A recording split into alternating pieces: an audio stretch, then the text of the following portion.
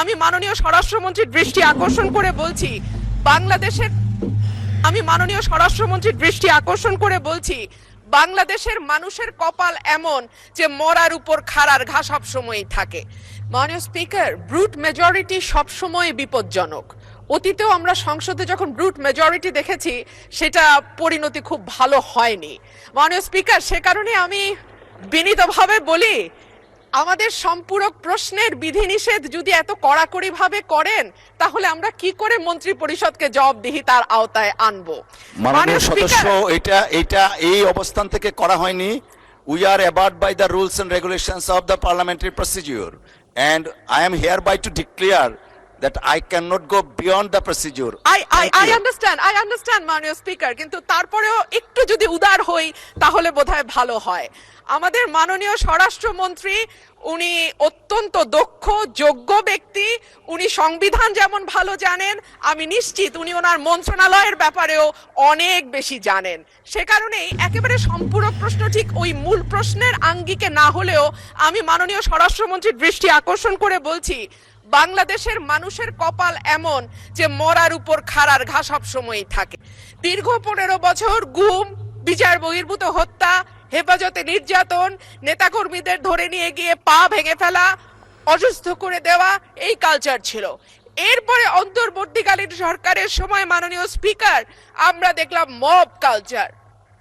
2024-এর September থেকে 2026-এর জানুয়ারি পর্যন্ত মাননীয় স্পিকার আমাদের যেই পরিসংখ্যান সেটা বলছে যে 250-300-র উপরে মানুষ নিহত হয়েছে এই মবের খপ্পরে পড়ে। আমার মাননীয় স্বরাষ্ট্রমন্ত্রীর কাছে প্রশ্ন, যেহেতু একটা খারাপ কালচার বাংলাদেশে শুরু হয়েছে এবং আমি নিজেও 21শে ফেব্রুয়ারি সেটার একজন ভুক্তভোগী, সেটা বন্ধ করার ব্যাপারে সরকার কি মেজার নিবে এবং স্বরাষ্ট্রমন্ত্রী এই ব্যাপারে কি কি পদক্ষেপ নেবেন? ধন্যবাদ। ধন্যবাদ মাননীয় সদস্য। মাননীয় মন্ত্রী। মাননীয় স্পিকার, আপনাকে ধন্যবাদ। মাননীয় সদস্যকেও অনেক বেশি ধন্যবাদ দিচ্ছি।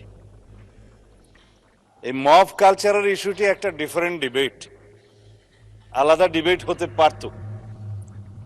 যত পরিসংখ্যান তিনি দিয়েছেন 24-এর 5ই আগস্টের পর থেকে এই 26-এর জানুয়ারি পর্যন্ত, সে পরিসংখ্যানটা আমার কাছে নাই। তবে আমাদের কাছে অনুমান আছে। আমরা সরকারের দায়িত্ব পেয়েছি, আমি এটা ক্ষমতা বলতে চাই না, আমরা এই রেসপন্সিবিলিটিটা পেয়েছি। এই দায়িত্ব নেওয়ার পর থেকে আজকে আমরা প্রায় 45 দিনও এখনো হয় নাই, 1.5 মাস হয় নাই।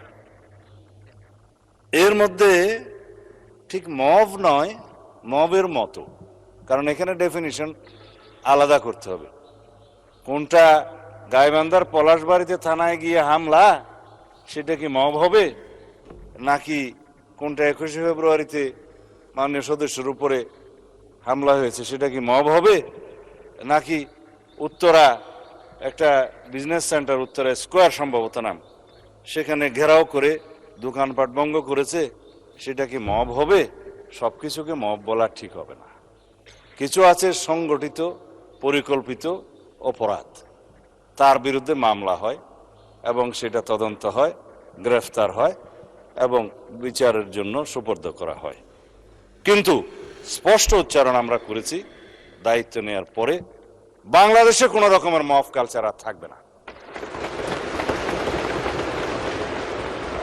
রাস্তাতে যে কোনো দাবি নিয়ে মহাসড়ক সড়ক অবরোধ করে দাবি আদায়ের যে প্রবণতা ইন্টারিম গভর্নমেন্টের সময় দেখা গিয়েছে, ক্ষেত্র বিশেষে সেই গভর্নমেন্টের দুর্বলতার কারণে ইন্সপায়ার্ড হয়েছে, সেটাকে আমরা আর কখনো অ্যালাউ করব না। গণতান্ত্রিক প্রক্রিয়া হিসেবে দাবি থাকবে, সেই দাবির জন্য সংশ্লিষ্ট কর্তৃপক্ষের কাছে, মন্ত্রণালয়ের কাছে, ডিপার্টমেন্টের কাছে অবশ্যই দাবিনামা স্মারকলিপি দেয়া যাবে। সেই জন্য জনমত সৃষ্টির জন্য সেমিনার, সিম্পোজিয়াম আয়োজন করা যাবে এবং প্রয়োজনে সেটা একটা জনসমাবেশের মাধ্যমে প্রকাশ করা যাবে এবং অ্যাসোসিয়েশন রাইট টু স্পিকস, এগুলো আমরা এনশিওর করব, সেটা করা যাবে। It's Democratic culture. কিন্তু মবের মাধ্যমে যেন আমরা সবাই এই সমস্ত দাবি আদায়ের প্রবণতা থেকে বেরিয়ে আসি। যখন সেটা মব হবে, মবের ডেফিনিশন আলাদা। স্পে-